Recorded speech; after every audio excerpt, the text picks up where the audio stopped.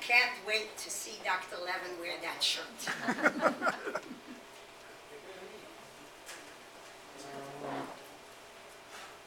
Did you give the right size, Michael? And now, it's my extreme honor and pleasure to introduce a very good friend of our birthday boy, Dr. Levan, and one of the most respected members in the medical field, not only in Israel, but throughout the world, my personal friend, Professor Jonathan Halevy. Professor Dr. Jonathan Halevy, MD, has been the Director General of the Shaare Zedek Medical Center in Jerusalem for the past 24 years. Professor Halevy is also the chairman of the Israel Health Basket Committee, which meets annually to determine which drugs, medical procedures, and technology will be approved and subsidized by the national healthcare system. He also lectures extensively throughout Israel and the United States on many topics, including ethical dilemmas in medicine, introduction of new medical technologies, and response to mass casualty events, as in the Israel experience, and Patients' Bill of Rights, which reflects Dr. Levan's main interest, which is the practice of humanistic medicine. Professor Halevy is the author of many articles and books, including Complementary and Alternative Medicine, Old Effects and Bedside Manners, which has been translated from the Hebrew into English. Under his guidance and direction, Shaare Zedek has become the largest hospital in Jerusalem and one of the largest medical facilities in Israel. Some of his accomplishments include the Jesselson Heart Center, built under the sole direction of our own Dr. Jack Medloff in the late 80s. The Emergency Medical Department designed by the late Dr. David Applebaum, of blessed memory, Zechron Levracha.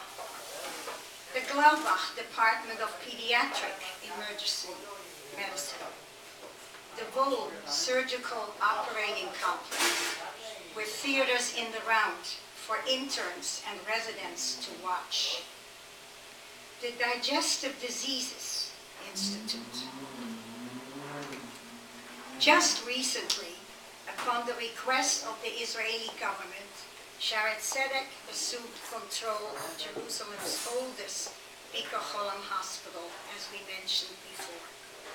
And finally, the new long-awaited Children's Hospital, immediately adjacent to the main hospital, will hopefully be completed by 2014. Shaare Zedek Centers of Excellence have impacted the field of medicine throughout the state of Israel and have earned it an outstanding international reputation. The hospital is now working on completing 2 state-of-the-art facilities.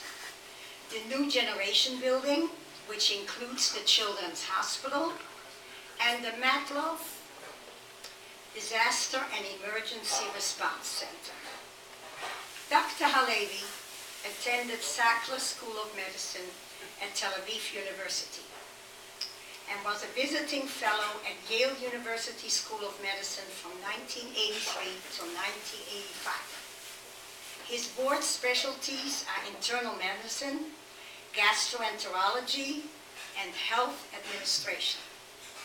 In addition to his many administrative responsibilities, Professor Halevy, and I know this, regularly treats patients in his capacity as a specialist in liver disease. Please join me in welcoming Professor Dr. Jonathan.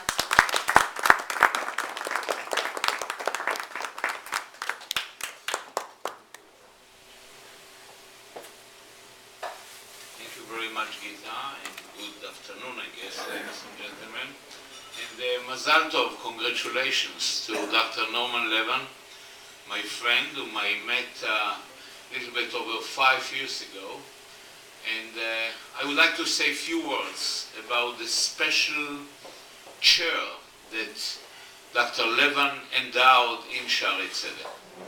When you think about modern medicine and modern hospitals, actually every hospital in the world has 4 missions. That's my view. The first one is to save life, or to save lives. The second one is alleviation of pain and suffering. And when I say pain, I mean physical pain and emotional pain. The third one is to add to the world medical research. Medical research, both basic research and applied research, is done in universities and in hospitals. Hospitals are the natural laboratory to do combined basics and clinical research. And the fourth mission of a hospital, any hospital in my view, is to train the next generation. To train the next generation of nurses, to be involved in undergraduate training of medical students, and to be involved in postgraduate training to develop residency programs for graduates of medical schools in order to turn them to be successful, up to date, to be in the forefront of modern medicine as specialists, each in their field. The second mission, as I said, is alleviation of pain and suffering. I also emphasize that I'm not talking only about physical pain. And I can tell you that when I met Dr. Levan for the first time, and I actually told him my view of modern medicine and view of medicine practiced in modern hospitals, as I outlined before you in the last 3 or 4 minutes, he immediately expressed his view as someone who is a physician for over 70 years, that something bad is happening in modern medicine. On the one hand, we serve the public with diagnostic and therapeutic modalities that ignite the imagination. Diagnosis was never better than today. Between history taken and physical examination, which are the traditional tools of the doctor, we have regular x-rays, ultrasounds, MRI, CT scans, CAT scans, PET-CAT scans, and various other modalities that in a simplistic approach one would think should improve the accuracy of diagnosis and the accuracy of treatment as much as it should improve the satisfaction of patients. But this does not happen. Despite the fact that we serve the public with such ultra-modern diagnostic and therapeutic facilities, the public, our patients, are not happy. And there is an objective proof that they are not happy.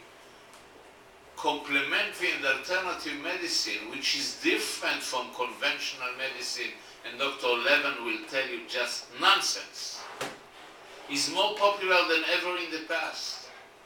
And this fact is a manifestation of the dissatisfaction of our patients. And when you do some research on that paradox, why are the patients not happy while we are so scientific in our diagnostic and therapeutic approach? The answer is very obvious. Something happened to doctor-patient relationship. The doctor-patient relationship is less intimate.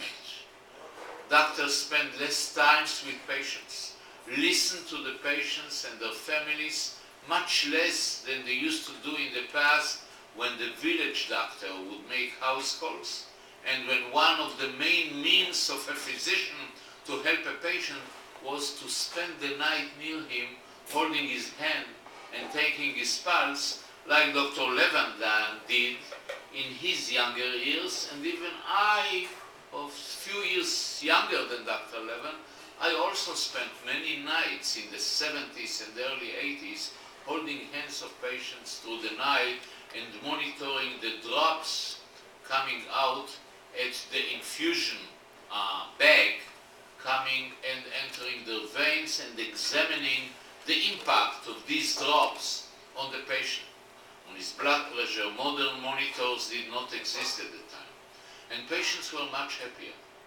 And I spent few hours sitting with Norman, with Dr. Levan, and he described to me this phenomena and said, I'm ready to give a significant amount in order to preserve, alongside modern therapeutic and diagnostic modalities, to preserve the old doctor-patient relationship. The behavior of the pharmaceutical industry was called by Dr. Levan the drug houses. They abuse the system. You like the term drug houses, am I right, Norman?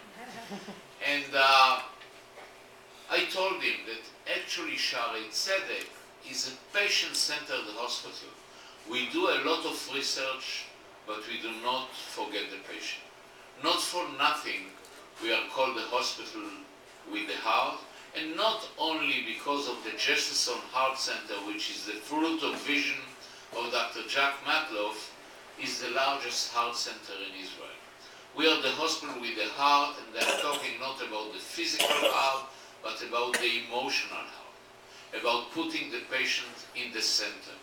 One of the manifestations of this policy of Shaare Zedek, and that's what I told Dr. Levan 5 or 6 years ago when we met for the first time, is the palliative care department that is actually attached to our oncology department. Unfortunately, oncology is becoming the #1 enemy of human health. Thank God, we are not eradicating heart disease, but when you look at the statistics of heart diseases are on the decline. Now, for at least 3 decades, every decade there is a 20 to 30% decline in the prevalence, in the epidemiology of heart diseases, and of heart disease as a cause of death. It has many reasons that run from awareness of healthier lifestyle to early detection of diabetes and high blood pressure and effective treatment of these diseases, to decrease in smoking rate, and to modern drugs like the famous statins, the famous Lipitor, that thank God became generic last year, so Pfizer stopped making $12 billion a year out of it, but a wider range of people can benefit from these very effective anti-cholesterol medications. All these together led to a steep decline in morbidity and mortality, in the prevalence, in the frequency of heart diseases. This does not apply to cancer. Cancer is still, although the word cancer is a basket of hundreds of diseases, and in the era of personalized medicine, down the road 5 or 10 years, we will know to differentiate and to know why a certain patient responds to treatment, the other does not. But today, we know that a cancer patient should not suffer from pain. We can eradicate pain for cancer patients.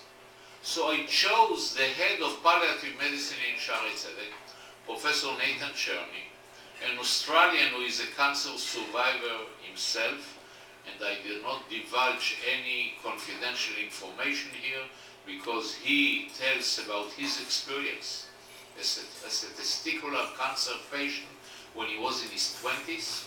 He's 50 years old now, and he survived cancer with the modality of that time. But he remembered his experience as a youngster suffering from cancer and decided to devote his life to palliative medicine. The word palliative stands as opposed or side by side with the word curative. Curative medicine is when our goal is to cure the patient. Palliative medicine is when our goal is to alleviate pain and suffering. And we appointed Professor Cherney as the incumbent of Dr. Norman Levan's Chair of Humanities in Medicine. You could see the logo of this center, and a very generous donation of Dr. Norman Levan enabled us to develop a very vast activity, please Paul, the next slide, very vast activity of this center. So in the next 3 or 4 slides, I will describe to you only a small part of the activities. Dr. Levan came to Israel twice. In the second visit, we spent half the time climbing F-16s in an Air Force base, and half the time with the incumbent of his chair, Professor Cherny, whom I represent here today. So cancer, pain, and palliative medicine was fully integrated into oncology services with your help, Norman. Dr. Cherny holds memberships and consultancy positions on medical ethics committees around the world. There is an extensive undergraduate and postgraduate teaching activity, including teaching via the internet, and these are only some of the activities. There is now a definitive textbook published by Oxford Press, a very prestigious publishing house, and one of the 6 authors of these definitive textbooks of palliative medicine is our Nathan Cherny, and you are a partner to this project too, Dr. Levan, the Oxford textbook of palliative medicine. And there is a palliative medicine journal. The Cherny is one of the editors, again enabled through your contribution. There are multiple peer reviews for annuals of oncology, cancer, palliative medicine, and the Journal of Bioethics, where Cherny sits on the editorial boards, or does peer review. Next slide, please. You see here few of the key publications from the last few years, where Cherny is the first author, all of them dealing with alleviation of pain and suffering, improved doctor-patient relationship, listening to patients, listening to their families, editorials. Next slide, please. You see editorials and reviews. Look at this, for instance, the stigma associated with palliative care, getting around it or getting over it, in a very prestigious journal called Cancer, sedation in the care of patients with advanced cancer, review for the education group for the American Society of Clinical Oncology. Again, if we want to eradicate pain from cancer patients, we should be generous with sedating them. Modern painkillers can lead to alleviation of pain without making the patient drowsy, without affecting his consciousness and his quality of life. And here you see some pictures reflecting the doctor-patient relationship at Shaare Zedek. You can still see now, go back please. You could still see that we are holding hands of patients for prolonged times, not only taking their pulse, but supporting them. This is a gynecologist, Dr. Revital Arbel, and look at the way and the smiles that are exchanged with patients. We will not give tenure in Shaare Zedek to a top professional who is not a mensch. Menschlichkeit is not less important than professionalism. Next slide, please. So, Dr. Levan, that's what we did and are doing with your very generous endowment, and I can tell you that it's changed the face of palliative medicine, of pain treatment in the state of Israel. I would not go far as to say all over the world, but the influence of Professor Cherny, your incumbent, on your chair in Europe and other countries is very, very significant, including testimonies before the American Congress on end-of-life issues and resuscitation issues. But Shaare Zedek is not only that. I wanted to use this opportunity to tell you just in a few minutes about developments that happened in Shaare Zedek recently.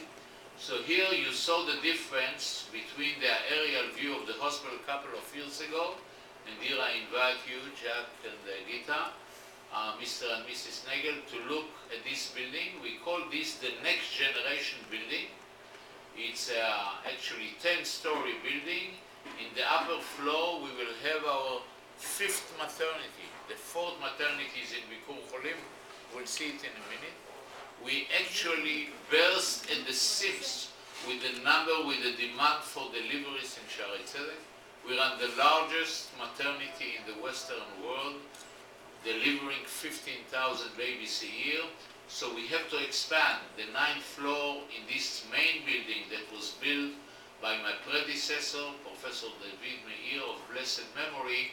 That's the main building of Shaare Zedek. And here we build the next generation building because everything that has to do with the younger generation will be here. A maternity, one of the largest neonatal intensive care unit in the world, and then there come the floors of the Children's Hospital, the Wilf Children's Hospital that will have actually 3 floors, but one of them is a technical floor, an offices floor, but the 2 main floors will be the Nagel floor and the Friedman floor, and this is the place to apologize to you time and again that because of the financial crisis of 2009 and because right now where we burst at the seams is with maternity, although we already completed the building as you can see it, we start building the inside from the upper floors in order first of all to give a solution to the demand for maternities and neonatal, and in the year 2004 we will finish the Nagel and Friedman floor Be'ezrat Hashem. 14. 14, what did I say? 4. 4, no, 2014. We're not sleeping yet. 2014, no, I didn't do it on I purpose. know. Now, to show you the status of Shaare Zedek today in the eyes of the Israeli public and the Israeli government. What you see here in this magnificent picture is one of the 2 buildings of Bikur Cholim Hospital. Bikur Cholim, Shaare Zedek today has 800 beds. Bikur Cholim is a small community hospital with 200 beds in the center, in the old center of Jerusalem, on Jaffa Road. Actually, when I go between the 2 hospitals almost on a daily basis, I never use a car. I use the light train because the final stop of the light train of Jerusalem that was inaugurated a little bit over a year ago is across the street from Shaare Zedek. And one of the main stops is on Jaffa Ben Yehuda Strauss Street, which is across from the entrance of Bikur Cholim Hospital. Actually, the light train is here. Now, this hospital, because of managerial crisis, goes from crisis to crisis in the last 10 years. And the government was looking for a major hospital to merge into it that will take over Bikur Cholim and will operate it in a way that will enable good medical service with financial survival. Hadassah wanted it and we wanted it. There was a decision by both the Treasury and the Ministry of Health that because of the most successful managerial experience of Shaare Zedek and because Shaare Zedek has proven itself in the specialties of Bikur Cholim, which is again maternity, internal medicine, we were asked by the government to take over, and we took over this hospital on December 23rd, 2012, less than 3 months ago. And this also has a maternity, this hospital, with 6,000 deliveries a month. Together, we deliver close to 15% of the babies born in Israel, although there are 26 maternities in the state of Israel. Now, in Europe, mothers give birth at home, so you could ask, what's the big deal? Here you stand and you take pride of forefront research, being in the forefront of medicine. Maternity, that's the problem. But don't forget that from maternity, first of all, there are very low birth weight babies. It's an art form and needs a lot of professionalism and very elaborate equipment to build neonatal intensive care unit. Second, there is a lot of research around it. If you look at the world literature on obstetrics, mainly of what we call multiparous women, women who give birth more to 1, 2, or 3 children, 4 and above, you will see the researchers of Shaare Zedek from the Department of Obstetrics and Gynecology dominating this part of the literature. And the addition of Bikur Cholim, and it's not easy to manage these 2 hospitals, really make Shaare Zedek today, they're having 2 campuses, like Hadassah has one on the western outskirts of the city in Enkarem, and they have one that serves mainly the Arab population in the east part of the city. On Mount Scopus, we have 2 campuses in the center of the city. By the way, the Arabs like Bikur Cholim too. I don't know the political views of people who sit here, but I believe that politics stops at the doorstep of the hospital. Bikur Cholim is within walking distance from Shaare Shechem and from Jaffa, very, very close to the Jaffa gate, the entrance of the old city. And they come, what we do in Bikur Cholim, we operate the maternity, internal medicine, a lot of minor surgery, and other ambulatory activity. Actually, this is our outreach building for the city center population. And like every inner city population, this is indigent population. Even the ultra-Orthodox population that come to Shaare Zedek is different than the one that comes to Bikur Cholim. To Bikur Cholim, it's a lower socioeconomic class. So I believe it's a big mitzvah that we took Bikur Cholim over and operated in the spirit of Shaare Zedek. I have the next slide just to show you a few of the project. So here you can see actually the outside of the next generation is completed. You see the Nagel Family Pediatric Inpatient Pavilion on the 7th floor, and the Friedman Family Pediatric Outpatient, this is inpatient, this is outpatient, on the 6th floor. Next slide. Here you see that the chief of pediatrics, Professor Yechiel Schlesinger. There is also closing a circle here, because the predecessor of my predecessor, who ran the hospital from 1948 to 1968, was the grandfather of this lovely, extremely professional, and very kind-hearted and compassionate physician who stands here in the empty space of the Nagel floor during Purim with few of his patients. Next slide, please. Here I want to pay tribute to Mr. Luke Estenbaum, who is here with us, and we are about to inaugurate the entrance floor of the hospital, the 4th floor of the hospital, in memory of the beloved Trudy Kestenbaum. You could see here a picture. This is still, I mean, the inauguration didn't take place. We are waiting for you to come, but the signs will be put up in the next few weeks, and you see few of the facilities that are performing in the Trudy Kestenbaum floor, like our new Digestive Disease Institute and many other facilities. Next slide, please. Here you can see a drill. Because of our central location in Jerusalem, because the 2 Hadassah campuses are actually outside the city, the IDF designates Shaare Zedek as its main hospital in case of a chemical warfare. And you can see here a drill by the army with the protective garments how to decontaminate. This is, of course, a dummy injured from chemical poison, and you could see how we treat them in a drill. And all this is done within the frame of the Dr. Jack Matloff Family Disaster and Emergency Response Center, and I'm glad that Dr. Matloff is here with us. Dr. Matloff is a great visionary. He's responsible for two of the main activities of Shaare Zedek.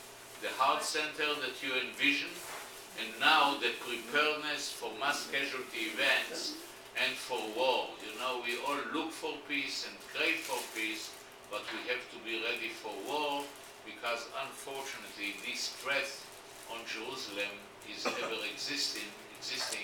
I hope it will be removed one day. Next slide, please. Okay, and here you can see don't see who is here. David. David, that's you?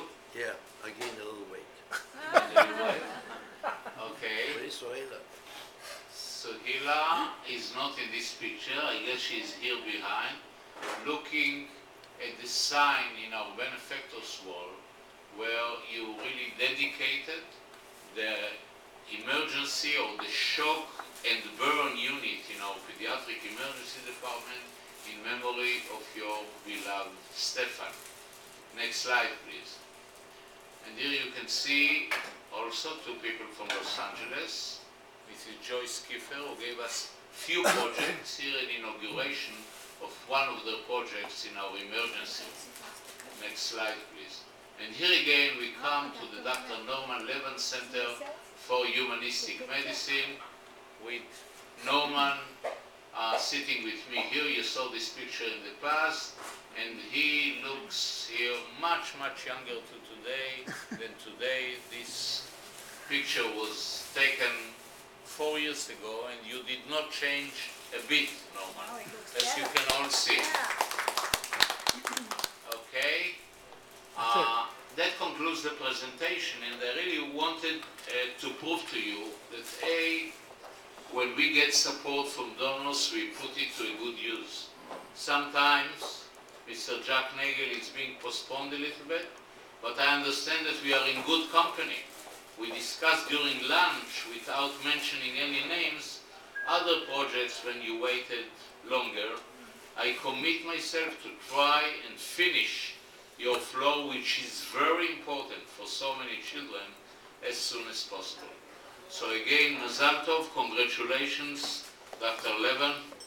I wish you long and healthy life and hope to remain good friends and to come to visit you in Bakersfield annually, as I did for the last 5 years. And that, as you saw, we put your generous donation to a very good use that benefited multitude of patients. So thank you very, very much for being here today at Mazal Tov.